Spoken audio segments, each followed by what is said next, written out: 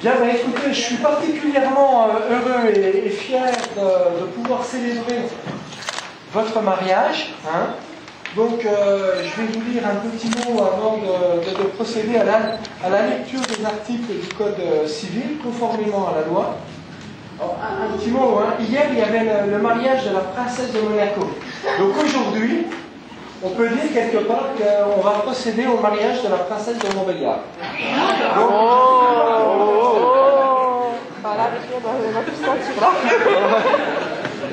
Mademoiselle, monsieur, c'est avec bonheur que je vous accueille ce samedi pour célébrer votre mariage. Permettez tout d'abord de vous souhaiter la bienvenue dans notre belle salle des mariages. Cette salle ne ressemble à aucune autre en mairie.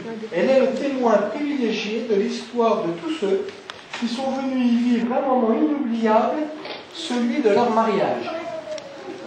Aujourd'hui, si nous sommes tous rassemblés ici, c'est parce qu'à leur tour, mademoiselle Sandrine Perret, monsieur Ducotet Fabien vont connaître l'immense, l'intense émotion de cet engagement entre deux êtres qui s'aiment. Se marier, ce n'est pas accomplir une simple démarche administrative, signer un simple papier. C'est prendre un engagement public devant témoins de construire ensemble un avenir et de fonder une famille, ce qui est déjà bien entamé. Vous débutez aujourd'hui la plus belle des aventures, celle qui unit deux cœurs pour traverser la vie. À deux, vous saurez et vous continuerez à être plus forts pour affronter les embûches de la vie, mais aussi et surtout pour partager les joies que procure l'existence. Le mariage reste une institution forte et le couple, la famille, sont le ciment de notre République. Aujourd'hui, dans notre 21e siècle, plus tolérant, il n'est plus nécessaire, comme avant dans l'histoire, de se marier pour vivre ensemble et avoir des enfants. Les modes de vie ont évolué, les esprits sont plus ouverts. Amour et mariage ne sont plus indissociables. Pourtant, l'acte du mariage a gardé toute sa force, symbolique et solennelle. Car le mariage va au-delà de l'amour. Il est un engagement de solidarité et de fraternité mutuelle. Et c'est ce que vous entamez aujourd'hui.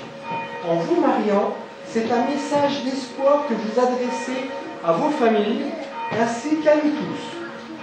Ce message est celui du bonheur qui continue, des familles qui se perpétuent, de la continuité à travers vous de l'histoire de vos familles et plus largement de nos sociétés.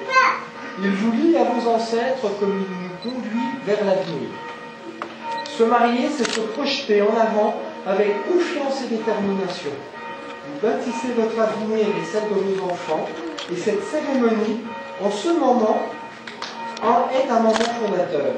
Cette journée, c'est aussi la joie d'être ensemble avec sa famille et ses amis. Je tenais aussi à vous rappeler que cette cérémonie est d'autant plus importante que le mariage civil consacre votre alliance devant la loi républicaine, autrement dit, devant la société. D'ailleurs, vous pouvez et vous pourrez le constater que les portes de la salle du mariage demeurent et demeureront ouvertes pendant toute la cérémonie pour permettre à chacun d'être le témoin de votre engagement. À l'issue de cette cérémonie, la République vous reconnaîtra non seulement comme deux individus, mais aussi et dorénavant comme un couple marié. Et maintenant, je vais procéder à la lecture du Code civil. Alors normalement, j'aurais dû vous faire asseoir avant et vous faire lever maintenant. Mais j'étais un peu pris par l'émotion, donc j'ai oublié de vous faire asseoir. Mais c'est parfait, vous êtes debout et on va continuer ainsi. Alors, je ne vais pas lire, veuillez vous lever, vous êtes levé. Nous allons procéder à la célébration du mariage de Sandrine Karine Perret avec Fabien Denis Ducotet.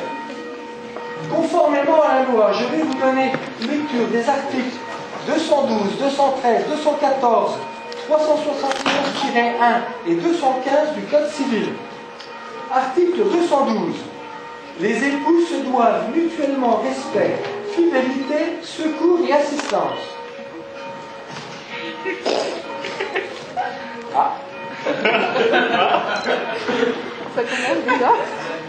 Voici le premier article. Article 213. On va voir le résultat de cet article.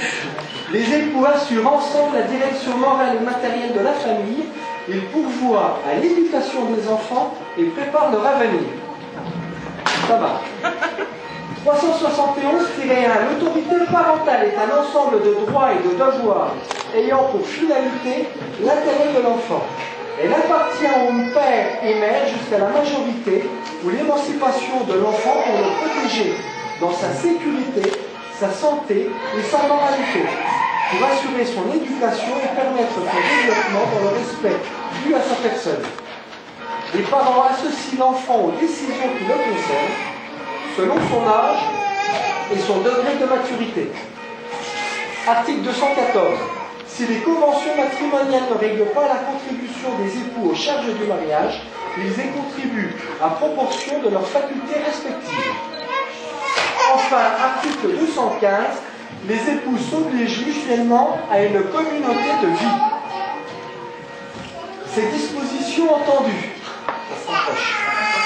je souhaite maintenant recueillir vos consentements. Aux époux, Mademoiselle Sandrine Karine Perret. C'est mon petit bébé. Mademoiselle Sandrine Karine Perret. Consentez-vous à prendre pour époux Monsieur Fabien Denis Ducotet ici présent? Oui. Oui. Très bien. Monsieur Fabien Denis Ducotet, consentez-vous à prendre pour épouse Mademoiselle Sandrine Karine Perret ici présente? Oui. Au nom de la loi, je déclare Mademoiselle Sandrine Karine Perret et Fabien Denis Ducotet unis par le mariage. Bravo!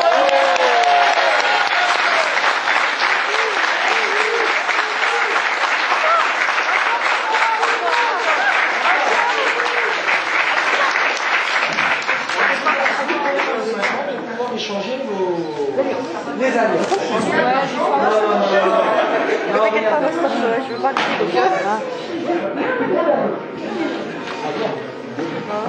Tu peux venir. Tu peux donner l'anneau à maman et l'anneau au papa. Voilà. Et la maman, elle est... C'est bon? La maman, elle fait tout. Tu donnes à maman? Ah, c'est papa qui va donner à maman? Là? Tu peux faire addition à ton papa et à ta maman.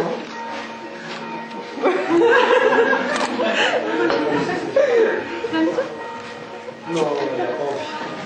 Il y a du monde. Alors. C'est toi qui connais. Comment c'est?